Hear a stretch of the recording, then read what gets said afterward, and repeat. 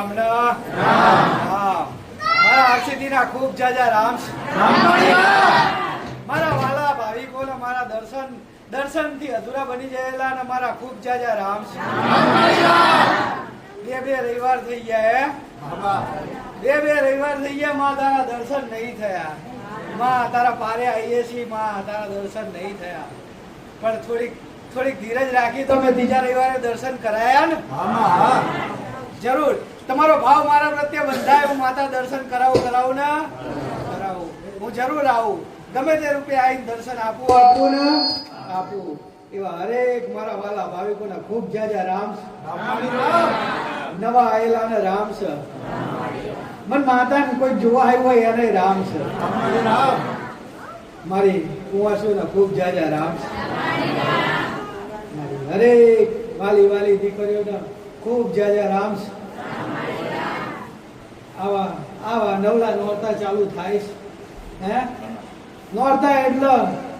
નોરતા એટલે દેવી શક્તિના દિવસો એમના રમવાના દિવસો હે અને નોરતા પૂરા થાય એટલે આઠમના દિવસે કે આપણી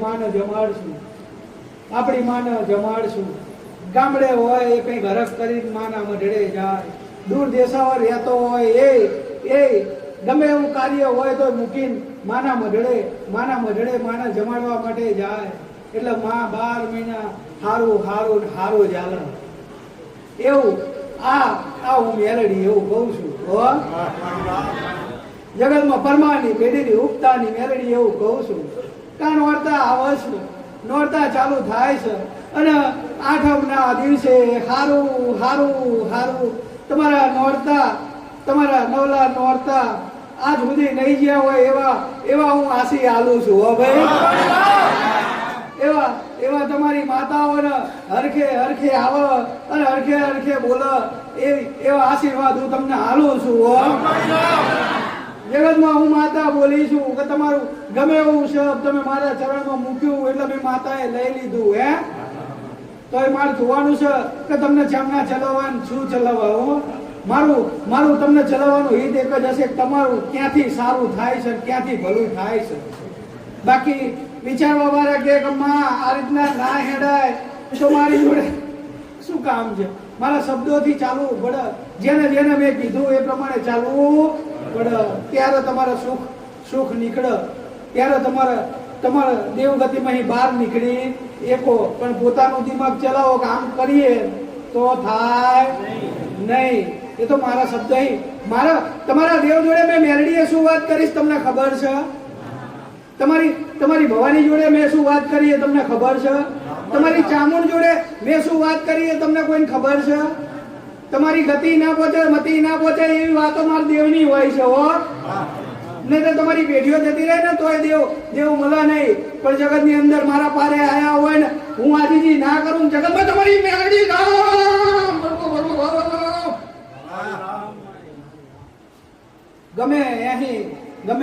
ગમે એવી રૂઠેલી હોય તો મનાઈ દઉં હું માતા ગમે એવી રૂઠેલી હોય તો મનાઈ દઉં માતા પણ મારા દીકરાઓ મારા ભાવિકો જગતમાં આવો અવસર હું મેલડી આપું છું અને કાયમ મારા ભાવિકોને આપ્યો છે મનાઈ લેજો તમારા દેવને એક વખત તમે મહેનત કરી મનાઈ લેજો અને એમ માન્યો છે રામ પ્રભુ જિંદગી ભર તમારી પેઢીઓ જશે તમારા દેવ તમારા નારાજ નહીં થાય હું માતા આવું કહું છું ભલે ખૂબ આશીર્વાદ ભલે રામ નામથી તો બોળ ગામ ગુંજવાનું છે હો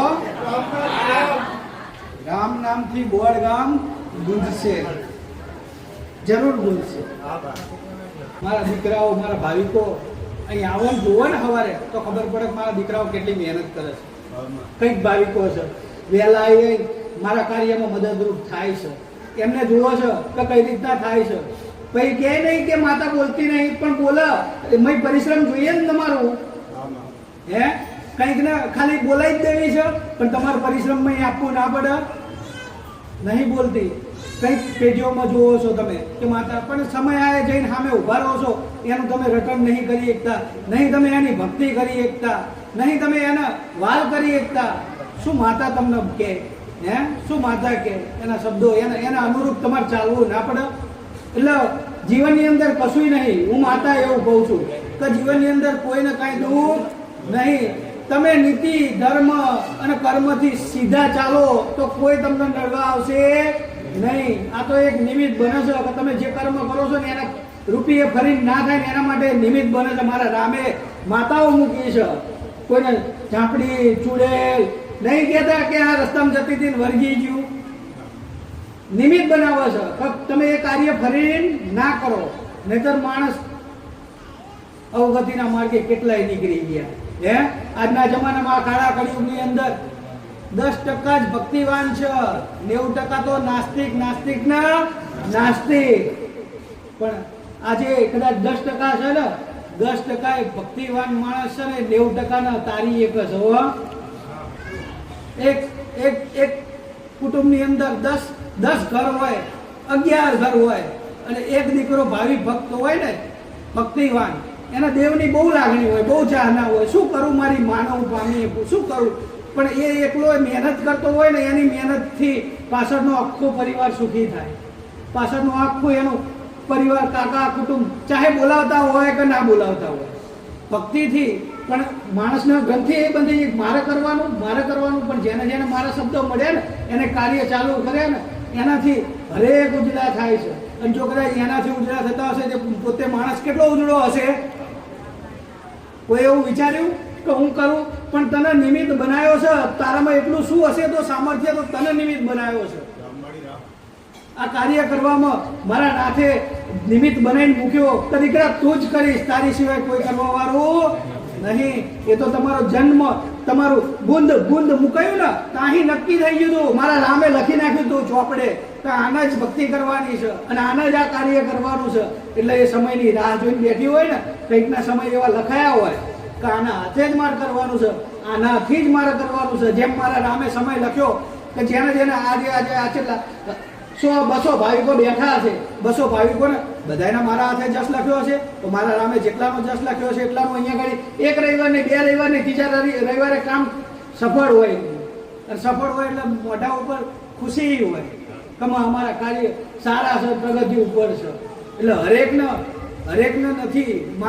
મારા નાથે મને જસ જેટલો લખ્યો છે ને એટલા જ કાર્ય હું માતા કરવાની છું.